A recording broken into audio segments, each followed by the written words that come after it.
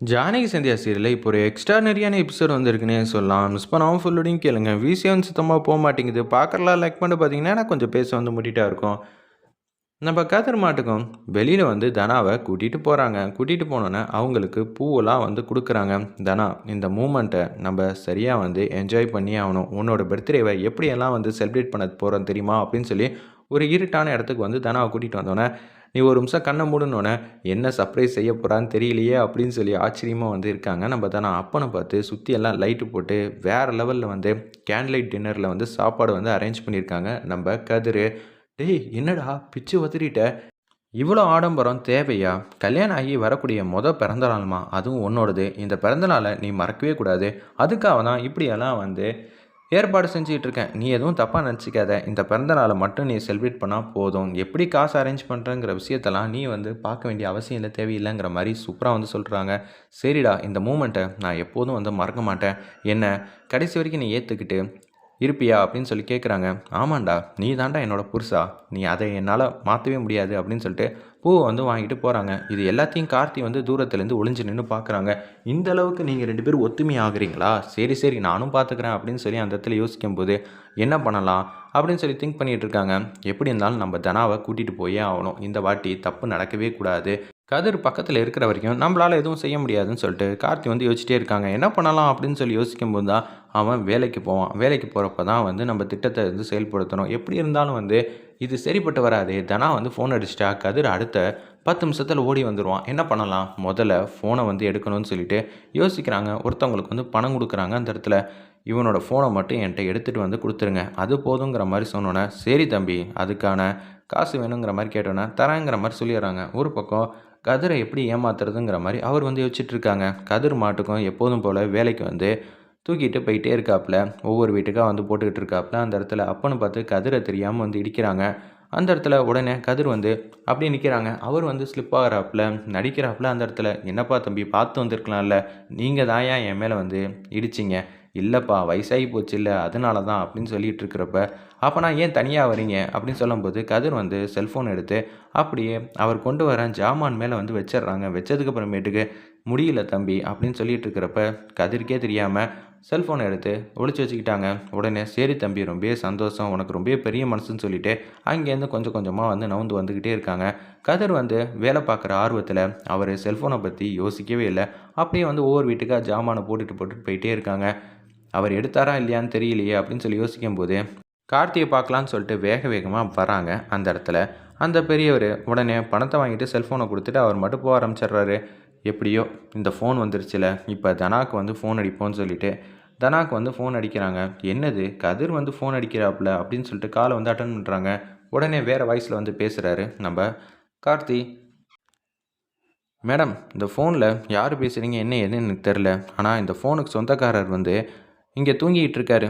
ஏங்க அவர் பேர் கதிர் அப்படிங்களாங்க? நான் இங்கே வெயிட் பண்ணிகிட்டு இருக்கேன், நீங்கள் கொஞ்சம் சீக்கிரம் வரீங்களா? எனக்கு கொஞ்சம் நிறையா வேலை இருக்குது. சரிங்க, நீங்கள் எந்த இடத்துல இருக்கீங்கிற மாதிரி தனா வந்து கேட்டோன்னே ஒரு லொக்கேஷன் வந்து சொல்கிறாங்க. வேக வேகமாக நம்ம தனாவும் வீட்டை பூட்டிட்டு வந்துக்கிட்டு இருக்காங்க. அந்த இடத்துல ஒரு பக்கம் அந்த இடத்துக்கு வந்த உடனே யோசிக்கிறாங்க. நம்ம தனா கதிர் எப்படி இருப்பாங்க என்ன ஏதுன்னு தெரியலங்கிற மாதிரி யோசிக்கிறப்ப தனா இன்னும் கொஞ்சம் நேரத்தில் இங்கே வந்துடுவா. அதுக்கப்புறம் இனிமேட்டு தனா வந்து என்னோட மனைவி, அதை யாராலையும் மாற்ற முடியாதுங்கிற மாதிரி யோசிக்கிறாங்க. அப்போன்னு பார்த்து தனா வந்து வந்துடுறாங்க அந்த இடத்துக்கு. கதிரை காணுமே அப்படின்னு சொல்லி யோசிக்கும்போது யாரும் கூட்டிகிட்டு போயிருப்பாங்களோ அப்படின்னு சொல்லும்போது கை தட்டிக்கிட்டே வந்து வராரு நம்ம கார்த்தி. என்ன தனா, எப்படி இருக்க? ஏய், ஒன்ட்ட எப்பட்றா இது மாதிரி ஒரு தகவல்லாம் தெரிஞ்சிச்சு? நீ எப்பட்றா இங்கே வந்த? ஃபோன் பண்ணதே நான் தான் சொல்லி கதிரோட ஃபோனை வந்து காட்டுறாங்க. கதிர்கிட்டேருந்து நான் தான் இந்த ஃபோன் எடுத்தேன். அப்போனா கதிருக்கு எந்த பிரச்சனையும் இல்லையா? நீ தான் ஃபோன் பண்ணி என்னை இங்கே வர வச்சியா? என்னடா நினச்சிட்டு இருக்க அப்படின்னு சொல்லி நம்ம தனா வந்து அதிரடியாக கேட்கும்போது, இவ்வளோலாம் நீ பேசக்கூடாது அப்படின்னு சொல்லிட்டு தனாவை தூங்க வச்சிடுறாங்க. அப்புறம் தனாவை கூட்டிகிட்டு அங்கேருந்து போக ஆரம்பிச்சிடுறாரு கார்த்தி. காரில் ஒரு பக்கம் தனாவை பார்க்கணுங்கிற மாதிரி கதிருக்கு ஏதோ ஒரு சிந்தனை வந்து வருது. உடனே ஆஃப் டே லீவ் வேணுங்கிற மாதிரி கேட்டுட்டு அப்படியே வேக வேகமாக வீட்டுக்கு வந்து போகிறாங்க.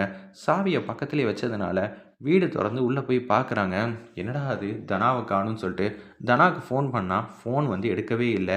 ஏன்னா தனா தான் அங்கே நல்லா அசந்து தூங்கிட்டு இருக்காங்களே. இதுக்கு பின்னாடி கார்த்தியோட வேலையாக இருக்குமோ? நேற்று வேற அவன் வந்துட்டு போனானே அப்படின்னு சொல்லி யோசிக்கும்போது மாயாவுக்கு ஃபோன் அடிக்கிறாங்க.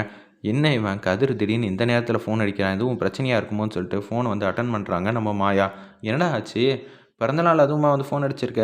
இல்ல தனாவ காணோம். என்னது தனாவ காணுமா? நீ அவசரமா இங்க வான்னோனே, யார்ட்டயும் சொல்லாம மாசா வந்து நம்ம மாயா மாட்டுக்கு வீட்டுக்கு வந்துட்டு இருக்காங்க. மாயா வந்து கேட்குறாங்க, தனா வீட்டுக்கு வந்தோனே, "என்னடா கதிர் திடீர்னு ஃபோன் பண்ணியிருக்க? நேத்தி கார்த்தி வந்து வந்தாப்புல. நான் அடிச்சு தொரத்திட்டேன். இந்த பக்கம் காலையில நான் வேலைக்கு போயிட்டு வரேன்னு சொன்னப்ப, தனா வந்து சொன்னா, "நான் எங்கேயும் போமாட்டேன். உனக்காக நான் இங்கேயே இருக்கேன்." அப்படின்னு சொல்லிட்டு இருந்தா. ஏதோ மனசுல ஏதோ தப்பா பட்டுச்சுன்னு நான் வீட்டுக்கு வந்து பார்த்தா, தனா வீட்ல இல்ல. ஃபோன் அடிச்சா எடுக்கவே இல்ல.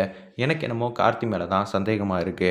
அவன் இது மாரி பண்ணக்கூடிய ஆள் தானே அப்படின்னு சொல்லும்போது, "என்னடா இப்படியெல்லாம் நடக்குது? அவன் திருந்தவே மாட்டானா? பிரச்சனை மேல பிரச்சனை பண்ணிட்டு இருக்கானே!" அப்படின்னு சொல்லி யோசிக்கும்போது, தனாவ நம்ம இப்ப எங்கேருந்து தேடுவோம்னு எனக்கு சுத்தமா வந்து தெரியவே இல்ல. சரி போய் பார்க்கலான்னு சொல்லிட்டு, ஒவ்வொரு இடத்துக்கா வந்து தேடலாம். வீட்ல எதுவும் கார்த்தி கூட்டிட்டு போனானா? இல்ல வீட்ல இருக்கிற பொருள் எல்லாம் வந்து கீழ எதுவும் உடைஞ்சிருந்துச்சாங்கிற மாரி கேட்குறாங்க. இல்ல வீடெல்லாம் அப்படியே தான் இருக்கு. நான் பார்த்துட்டேன். இப்படியே தான் வீடு இருந்துச்சா? அப்பனா அவன் தனாவ வெளியில வந்து கூட்டிட்டு வர வச்சிருப்பான்னு நெனைக்கிறேன். உன்னோட ஃபோன் இருக்கா? அப்படின்னு சொல்லி கேட்குறாங்க. நம்ம மாயா கரெக்ட்டா, அச்சச்சோ! ஃபோன காணோம். என்னடா உன் ஃபோன் மூலியமா தான் வந்து ஏதோ ஒரு விஷயம் நடந்திருக்குங்கிறத தெள்ள தெளிவா வந்து கண்டுபிடிக்கிறாங்க. நம்ம மாயா, சரி வா முதல்ல தேடுவோம்ன்னு சொல்லிட்டு வெளியில வந்து வராங்க. வெளில வந்து தெரு தெருவா வந்து தேடிட்டு இருக்காங்க. நம்ம தனாவ, மாயாவும் கதிரும் சேர்ந்துக்கிட்டு, "ஏய் என்னடா இது? எங்க தேடியும் வந்து காணுமே!" அப்படின்னு சொல்லிட்டு தனாவ பார்த்தீங்களா? பார்த்தீங்களான்னு ஒவ்வொருத்தர்ட்டயா வந்து கேட்குறாங்க. "இல்ல தம்பிங்கிற" மாரி சொல்லிட்டு இருக்காங்க. அந்த இடத்துல ஏதோ ஒரு விஷயம் தப்பா நடந்திருக்கு. காலையிலேருந்து இப்ப நீ என்னென்னலாம் வேல பார்த்த? அத முதல்ல சொல்லுங்கிற மாரி மாயா வந்து அதிரடியா வந்து கேட்குறாங்க. "அப்படியா மாயா, நான் இந்த ஏரியாக்கெல்லாம் போனேன்." அப்படின்னு சொல்லும்போது, "உன் செல்ஃபோன் கடைசியா நீ எந்த இடத்துல பார்த்த? எந்த இடத்துல பார்க்கல?" அப்படின்னு சொல்லும்போது தான் யோசிக்கிறாப்புல. அந்த இடத்துல யாரோ ஒருத்தர் வந்து என்ன இடிச்சாப்புல. அதுக்கப்புறமேட்டுக்கு தான் செல்ஃபோன வந்து காணோம்னு நெனைக்கிறேன். நல்லா தெரியுமா? அப்படின்னு சொல்லி கேட்டோனே, அப்ப நான் முதல்ல அந்த நபர தான் வந்து பார்க்கணும். அந்த நபர பார்க்கும்போது தான் அடுத்த கட்டத்துக்கு நமக்கு க்ளூவே வந்து கிடைக்கும். சரி அப்படின்னு சொல்லிட்டு மாயா வந்து அதிரடியா வந்து யோசிச்சுட்டே இருக்காங்க. இப்ப என்ன பண்றதுன்னு தெரியலங்கிற மாரி யோசிக்கிறப்ப, ஒரு பக்கம் வீட்ல இருக்கிற சாருமதி இருக்காங்கல்ல, அவங்க வந்து கேட்குறாங்க, "மாப்பிள்ளையெல்லாம் வந்து பார்த்துட்டு போயிருக்காங்க. இப்ப நம்ம என்ன செய்ய போறோம்? எல்லாமே கரெக்ட்டா நடக்குமா?" "நடக்கும். நீ எதுக்கும் கவலைப்படாத.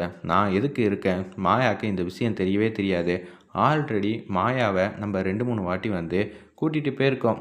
கல்யாண மண்டபத்தில ஏற்பட்ட தோல்விய இந்த வாட்டி நடக்க நான் விடமாட்டேன். நான் பார்த்துக்கிறேன் சாருமதி. இந்த வாட்டி எதுவும் தப்பா நடக்காது. நீ தான் என்னோட மருமகன் சொல்றத விட உன்ன நான் மகளா தான் பார்த்துக்கிட்டு இருக்கேன். எனக்கு தெரியும் அத்தை அப்படின்னு சொல்லி அன்பா பாசமா வந்து சாருமதி பேசுற மாரி நடிக்கிறாங்க.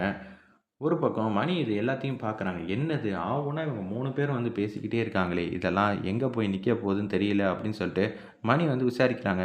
என்னம்மா ரொம்பவே சந்தோஷமா இருக்க போல. ஆமாங்க சாருமதிக்கு கல்யாணம் ஆக போதுல்ல. அத நினச்சு தான் நான் ரொம்பவே சந்தோஷமா இருக்கேன்.